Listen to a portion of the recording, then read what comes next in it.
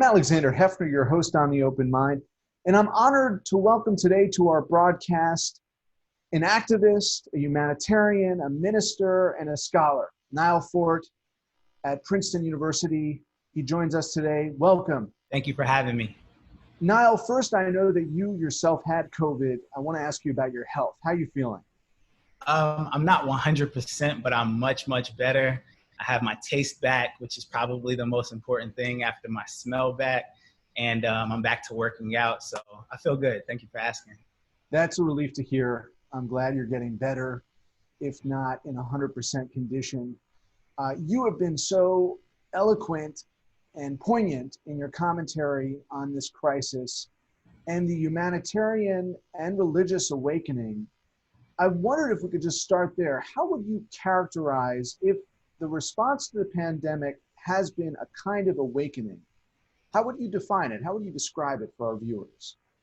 Well, I love the way that Arundhati Roy describes it. A writer, wrote The God of Small Things, recently wrote The Ministry of Utmost Happiness, a novelist, an activist.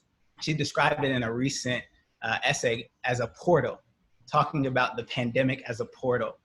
And part of why I like that is that it suggests that there is no going back to normal. There's no going back to normal. It's going to lead us somewhere. And the question one is, where is it going to lead us? And two is, what are we going to bring with us? So she has these amazing lines at the end of the essay that talks about, are we going to carry the carcasses of our past, the wars, the guns, the exploitation of the earth through that portal with us and essentially recreate what we already had? Or are we going to walk lightly on the earth? Are we going to carry less baggage? And are we going to come into this new world with the excitement about possibly building and transforming the world? And so I love that analogy of a portal, and I think that it's dead on. If you were to answer that question, Nyle, reimagining this next stage of human existence, what is a realistic aspiration that can achieve the ideals that we have not been able to achieve in recent decades and even centuries? Sure. I mean, I actually want to take a step back before we get into what's realistic or not. And I actually think that what's so remarkable about this moment is that it gives us an opportunity to completely reimagine what it would be like to live into the world, what it would look like for us to not have to work to live. We have so many people who are currently unemployed, so many people who are struggling to eat. We have so many children who are struggling to receive their education because they're hungry or because they're crowded in dilapidated housing. So what would it look like, one, for us to back away from what's realistic, but to think about what's possible? In the heyday of slavery, it was not realistic to think about Black people being born outside of plantations. And so we have to remember that. We have to remember that the best of what's happened in the world did not happen because it was realistic. James Baldwin says that I know what I'm asking of you is impossible, but then he said, the impossible is the least that we can demand. And I think in a world that's marked by so much oppression, a part of what happens is that it limits our imagination. I'm reading this really cool book called The Body Keeps the Score, and it's about trauma and the body and the mind. And it talks about how people who are traumatized oftentimes have this assault on our imagination, on thinking about what might be possible. So I actually want to start there. I want to think about, what does a world look like where everyone has what they need to thrive? What does a world look like where no child not only goes hungry, but has the opportunity not only to go to a decent school, but to experience the world where they can go to the park and not be killed by a police officer like Tamir Rice was, or can walk down the street like Michael Brown did and eventually attend college, which he was supposed to do 2 days later, or who can sleep on their auntie's couch like Ayanna Stanley Jones in peace and not be raided and eventually shot and killed at, I believe, 7 years old. And then beyond that, how do we think about thriving and flourishing? I don't want to fight for a world where we're just making it. I don't want to fight for a world where my kids or our kids just don't get killed by police. I want a world where they can thrive, where they can imagine, where they can think about what's possible and actually act on that without being so bombarded with questions of police brutality, so bombarded with the fear of not making it home safely. And so I want to think about that. Now, in terms of what's realistic, well, you said what's humane ought to be realistic. Oh, right? that it ought to, but Right. in reality, we're fighting against hundreds of years of history. We're not only fighting against what happened to George Floyd, we're not only fighting against what happened to Breonna Taylor, we're fighting against hundreds of years of oppression, racial oppression, class oppression, gender oppression, so on and so forth. And I think that's a remarkable thing to remember when we ask these questions of what's realistic. Well, you know, we're dealing with hundreds of years of oppression, and a lot of people want us to figure that out in a couple of minutes. And I think that that's unfair.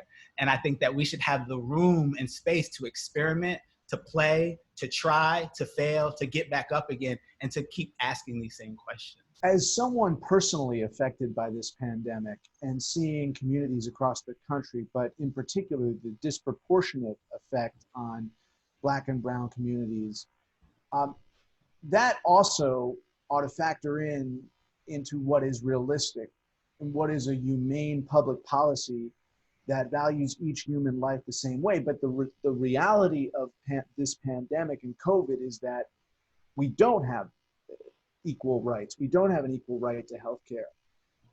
So I wonder personally if how that factors into your assessment of what we should be driving towards now. Sure. With that said, imagination needs to be coupled with will and needs to be coupled with strategy. And so I don't want to make it seem as if imagination alone is what we need. It's a crucial part because it actually lets us know what's possible. It lets us know what's possible. Those of us who are interested in changing the world, people also have imaginations that are quite cruel.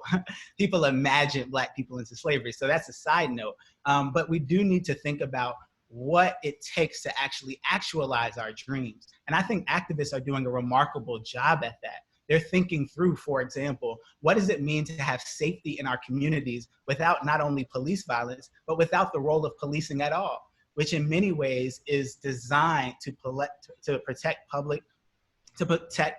private property and manage inequality. And so we see activists, we see protesters, we see community people trying to figure out exactly how to do this. Another example, in the midst of people who are struggling to eat, who are struggling to make ends meet, struggling to feed their children, struggling to have education for their 7-year-old or their high school student, we have all of these mutual aid groups that are popping up all across the country.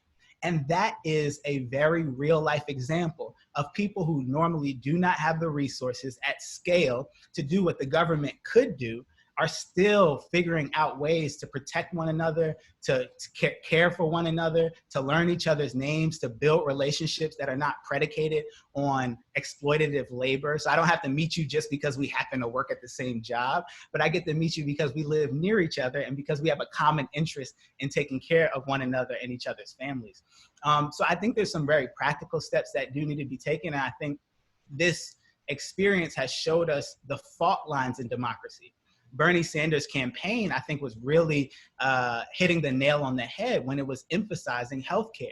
So we just noticed how ridiculous our healthcare system is as soon as this pandemic hit. I mean, and much before, but it became utterly apparent when you don't know where you can get tested, if you can get tested. You don't know if you're going to get charged for getting tested or for being inputted into the hospital. And so we have all of these questions that I think, again, is allowing for us to think through how can we build a different kind of world? What does it mean, again, not to have to work to live? What does it mean to have leisure?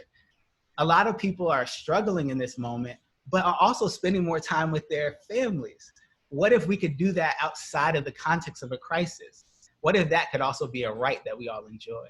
When you talk about the right to healthcare and the systemic inequity, you're lasering in on the structural realities pre-pandemic, and how much of that was manifested in those responses to the pandemic that were so inadequate for certain communities. And how do you see that historical perfect storm of the police brutality further exposing manifestly just the ludicrousness of inequality? Sure. I mean, one way that I've described it is that in one way, the pandemic is unprecedented. We haven't seen something like this, I believe, in over 100 years. But on the other hand, it's all too familiar in its consequences. And so there was a whole story that was being told that death is the great democratizer, that the pandemic somehow democratized misery and suffering. But now, if you've been paying attention to any of the data, you know that that's utterly not true. It's a complete lie. Death is not the great democratizer. In fact, I think it's at the moment of death that we actually see the fault lines of democracy. We see not only who dies more and who dies younger, but we see how people die. And so I think we really need to be honest that this was really a train wreck. But as Arundhati Roy says in The Pandemic is a Portal, the train had already been moving towards disaster. And so we see that in every major institution of American life. We see that in housing.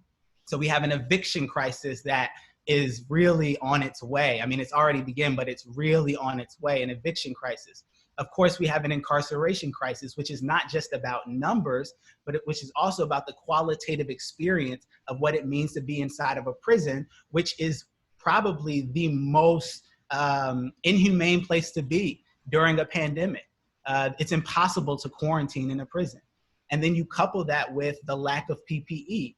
You couple that with the rise of depression rates. You couple that with all these other things. So you're talking about housing, you're talking about incarceration, we're talking about food insecurity.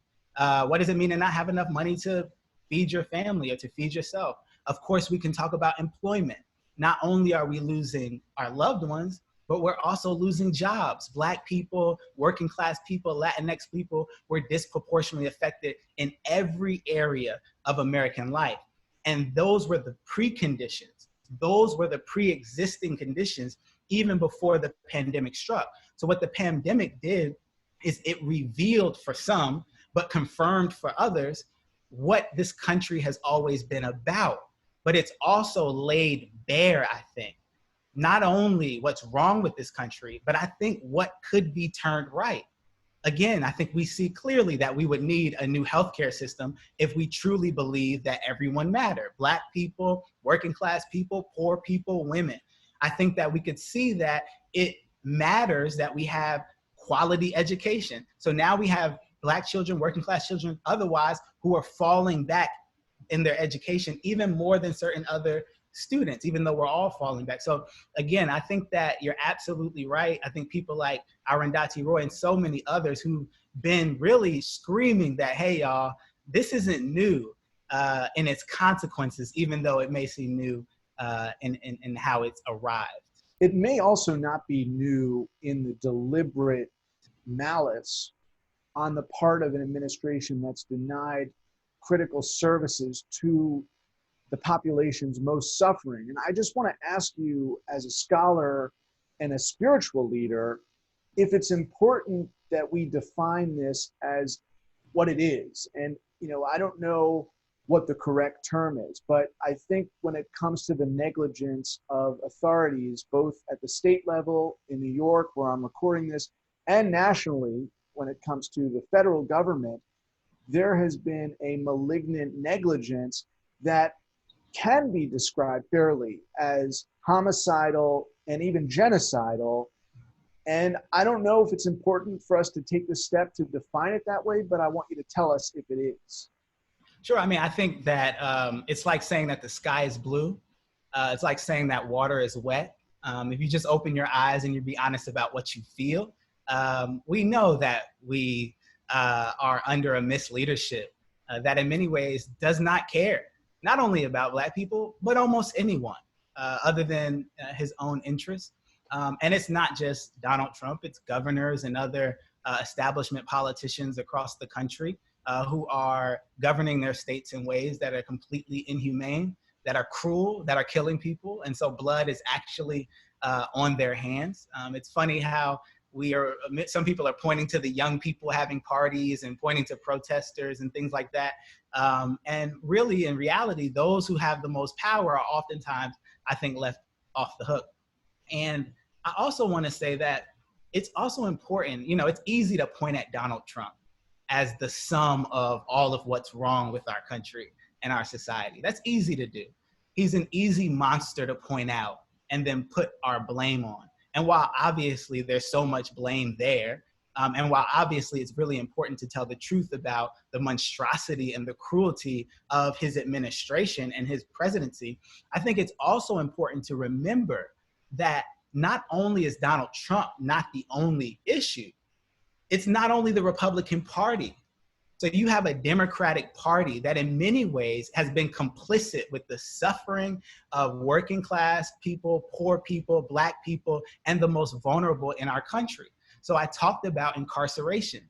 Well, incarceration was exacerbated and expanded under Bill Clinton in the mid-90s. And so you have the crime bill in 1994, which in many ways intensified and expanded the carceral state while shrinking and in many ways eviscerating the social safety net. So you have a moment under a Democratic presidency where you're ending welfare as we know it, and you're using the prison system to try to solve all of the inequality that you also created. And so we need to remember that. We need to remember that under Obama, there were more people deported than any other presidency. Now, so we can't let the identity or the party of certain politicians get in the way of us telling the whole truth. And so I think it's really important to critique Donald Trump, obviously. I think it's really important to critique white supremacist governors who essentially believe that white people, especially property-owning elite white people, matter more than everyone else. But I also think it's extremely important, especially now, when you have people reminiscing on the good old days of George Bush, which is just absolutely ridiculous, who led us into the Iraq War. We need to tell the truth about the whole thing. And so the scariest thing in this moment isn't Donald Trump. To me, it's the urge to return to normal, quote unquote, because normal is what got us here. Normal is inequality. Normal is racism. Normal are people like my nephew who are right now incarcerated for 10, 20 years for essentially being Black and poor. That's what normal is. And so I'm really nervous. While I'm excited, I'm also nervous that the sort of loud racism that we see is making it difficult to hear the quiet racism that happens every day under the Democratic Party, under folks who are even not white, some Black politicians and otherwise. Nyle, how do we incrementally improve the mortality, fatality, morbidity situation, the public health situation in a way that is cognizant of what you just said? Yeah, well, I won't pretend to know the 10-step program of how to keep people alive in this situation. I won't pretend to know that. I mean, but you're concerned about folks being desensitized to the grave inequities that were exposed here. And so far, we haven't gotten the body count under control. I mean, especially in Black and brown communities, but across the country. So I just wonder if you have a vision. And I do want to lean into your spirituality for a minute, even if not at this moment, in a subsequent question. But how we get to a vision that is cognizant of the current reality and wanting to avoid the return to the previous reality. Sure. I mean, a part of it is that numbers can be quite abstract. So while we don't know the exact numbers, which I think actually is extremely important, data is extremely important. Sociology is extremely important. It makes sense of a messy terrain. It helps us tell broader stories about social groups and all of those types of things. I think that's extremely important. But let's not forget, numbers don't have names. Numbers don't have stories. Numbers don't have heartaches. They don't have children. They're data. They try to tell us a broader story. So I think a part of what it means is that to not become desensitized to the death toll and to the number of cases is also to remember that these are real people. They have names, they have family members, they have dreams that many of which have been dashed and deferred. So I think it's one important. Yeah, to my knowledge, Nyle, there's not a memorial commemorating the souls lost in the 1918 pandemic, at least not one visible in DC or New York. I'm sitting here very near the Irish hunger monument to those who perished during the Great Famine. Of course, the World Trade Center. That is one way we will never forget. And that ought to be first on the agenda here with the legislature and the governor's office, because New York failed its constituents. And frankly, it failed in a more astronomical, magnitudinous way than before the national pandemic plagued communities in every single state. And so I hear you, and I think that both where you are in New Jersey, presumably, and where I am in New York, we need to dedicate monuments and memorials to the memory of those who perished in this pandemic. I couldn't agree more. I'd actually like to speak to that a bit.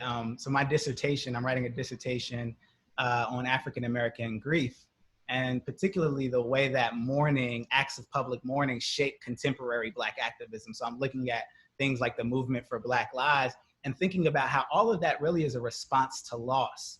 Not only the loss of life, but the loss of history, and all of those things. And so I think you're hitting the head on the nail. I think that's extremely important. And it's not just how many people are dying, but it's how we as a nation respond to our dead. Who gets statues? Who gets memorials? Who gets 3 funerals, one of which is in the Rotunda in Washington, D.C. And then also, how are those stories told? So someone like Dr. King is a great example. Dr. King is remembered by everybody. You know, he's remembered in Black churches, he's remembered in Black homes. He's also remembered in the White House. His birthday became a holiday under Ronald Reagan, the same president who eviscerated Black communities during his presidency, right? The same president who rolled out and continued the war on drugs, right? And so I think it's really important to think about that. And King, in that sense, his memory becomes a site of contestation. Do we remember just the second half of I Have a Dream? Or do we remember that first half where he says, America has a blank check and it keeps coming back, insufficient funds? Do we remember the 1967 Dr. King, who stood up in a church called Riverside and spoke out against the war in Vietnam? Also, around the corner, in close proximity to where we are. So how we remember, not just who we remember, becomes critical. But I also want to say this. Memorials are extremely important. Monuments are extremely important. They articulate who and what we care about. They say a lot about what we value, and in that sense, they're deeply political. But they can also become simply representative. They can stand in for the much harder work of actually ensuring that Black Lives Matter on a policy level, on an institutional level. So I go to Princeton University. Princeton recently changed the name, or is replacing the name, of the Woodrow Wilson School. And that's thankfully to student activists. I got to campus in 2015. This was on the heels of the Ferguson Rebellion. Student activists were rising up on campuses all across the country. And so it took 5 years for the administration to pay attention to something that student activists were organizing around for at least 5 years. So they're gonna change the name of the Woodrow Wilson School. And some people are gonna applaud that, and they're gonna say that was a step in the right direction. But many of us who are more concerned with a transformation and not just a representation, I think are asking important, deeper questions like, okay, you can change the name, but will you change the nature of the school? Will the curriculum change? Go ahead. No, I was just gonna say, the Third Reconstruction, if that is the period we're entering, it cannot be merely symbolic or cultural reparations in some status. It has to be an elevated societal footing.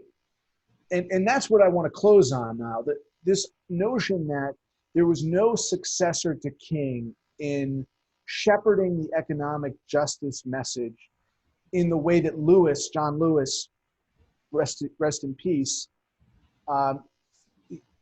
he powered on when it came to voting rights. But there seemed to be an absence when it came to fundamental economic equality and that question in materially achieving it. And I just want to close with your thoughts on this question of the Third Reconstruction and the pursuit of economic justice, and what was ostensibly a missing link between King, Lewis, and their successors. Not to say folks like William Barber and others are not championing just causes, but materially it hasn't arrived yet. Well, I mean, I want to think about particular kinds of formations like the Black Panther Party, who in many ways is seen as Kienga Yamada Taylor says, the civil rights movement's ghetto little cousin, which means we sort of write them off. I mean, the Black Panther Party was obviously a socialist organization who was anti-capitalist, who was interested in this economic question. And part of, I think, why they get written off, aside the fact from, they were carrying guns and sort of reduced to that, was the threatening relationship between economics and race. And so they were forming alliances with people like the Young Patriots, with groups like the Young Lords, who were Latinx Puerto Rican nationalists, and white communities, talking about this sort of solidarity around class. Of course, you have groups like the Combahee River Collective, who were also interested in socialism and socialist projects. So you have a long tradition, even post-King, who were interested in transforming the economy. I mean, part of the issue, of course, is resources, is people really, I think, getting the type of political education that's important. You also have the rise of the Black middle class after King. You have the rise of the Black political leadership class, which culminates in Obama. And so you have all these different dynamics that are a bit different than 1964 and 1967. And people were, I think, challenging those things and really with dignity and decency trying to figure out how to get free around this question of both class and race. Nyle, we'll have to have you back very soon. I hope you'll join me on the podcast to continue this conversation later this week. Thank you for your time today, Nyle. Thank you for having me. I had a great time. Please visit the Open Mind website at 13.org/openmind to view this program online or to access over 1,500 other interviews. And do check us out on Twitter and Facebook at Open Mind TV for updates on future programming.